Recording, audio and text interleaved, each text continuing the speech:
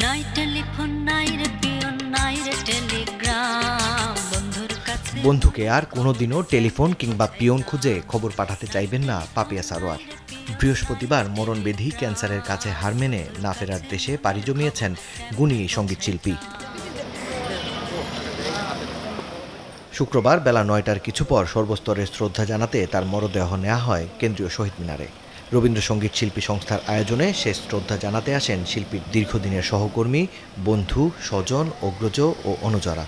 পাপিয়া আমাদের ছেড়ে চলে গেছে।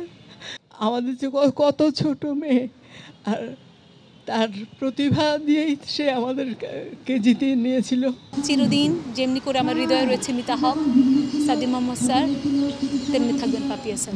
সঙ্গীত জগতের একজন উজ্জ্বল নক্ষত্র আমরা হারালাম। পাপিয়া সারোয়ারের প্রয়াণে বাংলা সঙ্গীতের আকাশে বড় এক নক্ষত্রের পতন হলে বলে মনে করেন সংস্কৃতিজনেরা।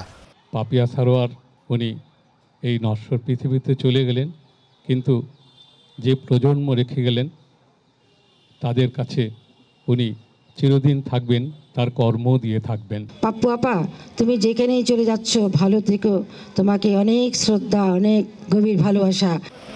বিদায় বেলায় ভক্ত শ্রোতাদের কাছে মায়ের জন্য দোয়া চান তার দুই মেয়ে। শেষ পর্যন্ত খুব শেষ মুহূর্তে শান্তিতে গিয়েছে, কোনো কষ্ট পায়নি। মাকে শ্রদ্ধা জানাতে এসেছে সবাই, আমরা সবাই ফ্যামিলি থেকে খুবই কৃতজ্ঞ।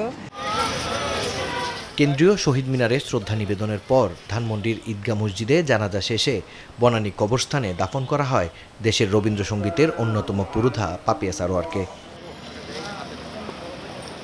মাকসুদুল হক ইমু, চ্যানেল 24, ঢাকা।